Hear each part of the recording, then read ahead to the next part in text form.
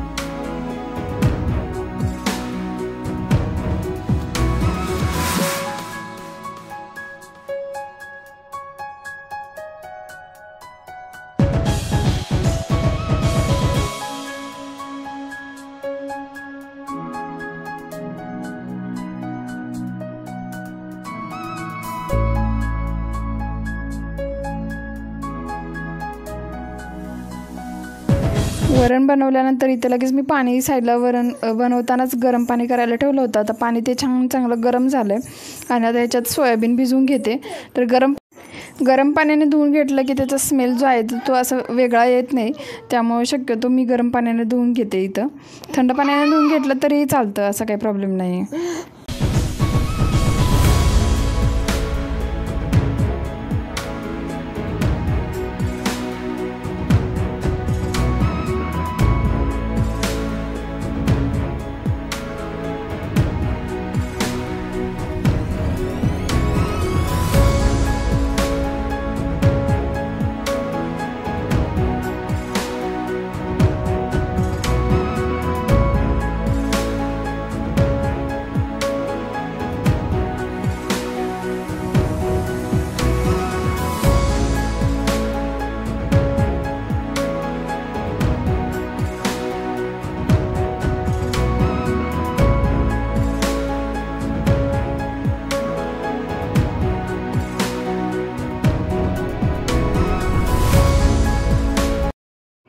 भाजीमध्ये मी दुसरे जास्त मसाले कोणते वापरणार नाही आहे, फक्त जिरे मोहरीची फोडणी देऊन इथं लगेच कांदा भाजून घेते मी छान।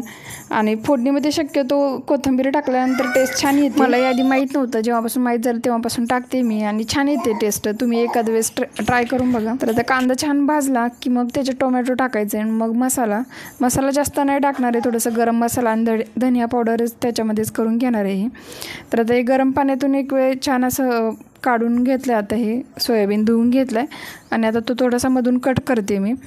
तर मधून थोडासा यासाठी कट करते की मसाला जो आहे तो सगळीकडे व्यवस्थित बसावा। असं जर मोठे पीस ठेवले तर खूप मोठे होतात ना, आतमध्ये मसाले जात नाहीत, त्यामुळं तर मी पहिल्यांदा गरम पाण्याने धुवून परत एक वेळ थंड पाण्याने धुवून घेतलं इथं आणि मग हे व्यवस्थित असं सेपरेट करून घेतलं।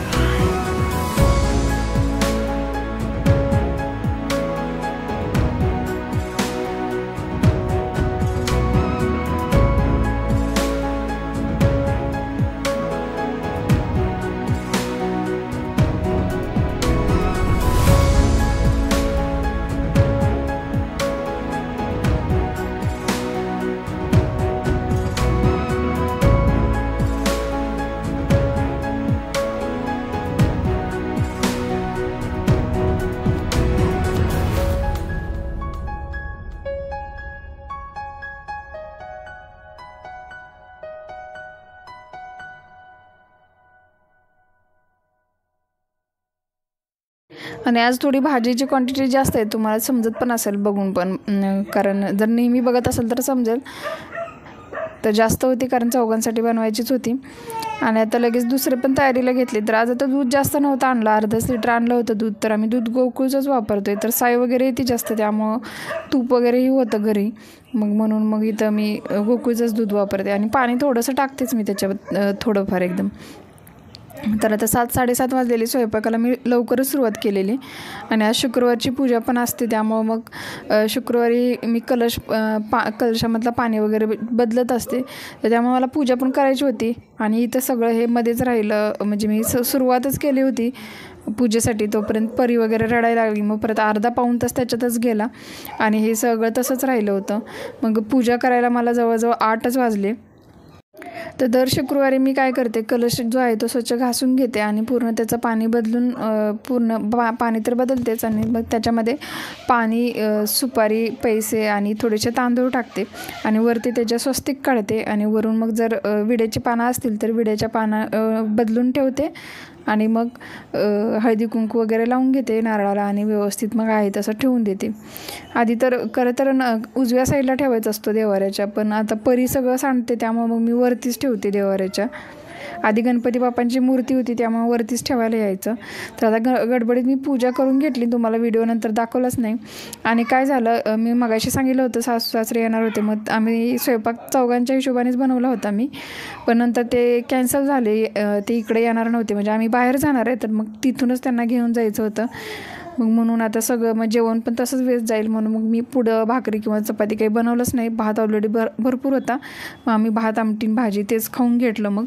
आणि आता आमची जायचीच तयारी चालू आहे. मग जेवण वगैरे पटकन करून मग आता इथे सगळी जेवढी भांडी होती तर तेवढी आधी भांडी घासून घेतली मी.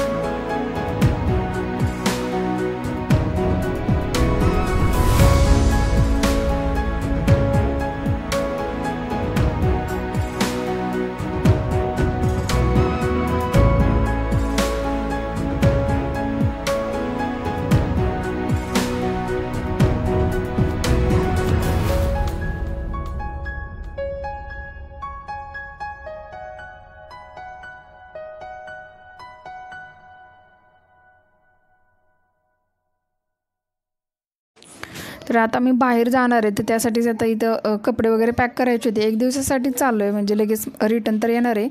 पण मग तुम्हाला आत्ता सांगणार नाही आहे मी कुठं चालले, ते तुम्ही पुढच्या व्लॉगमध्ये नक्की पाहाल कुठं चाललो आहे ते.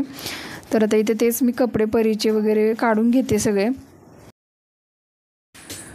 तर कुठेही गेले तर ह्यांचे खूप सारे एक्स्ट्रा कपडे घ्यावेच लागतात, कारण कधी खराब होतील किंवा काय सांगता येत नाही. त्यामुळे शक्यतो मी 2-4 ड्रेस दोघींची एक्स्ट्रा घेऊन ठेवते.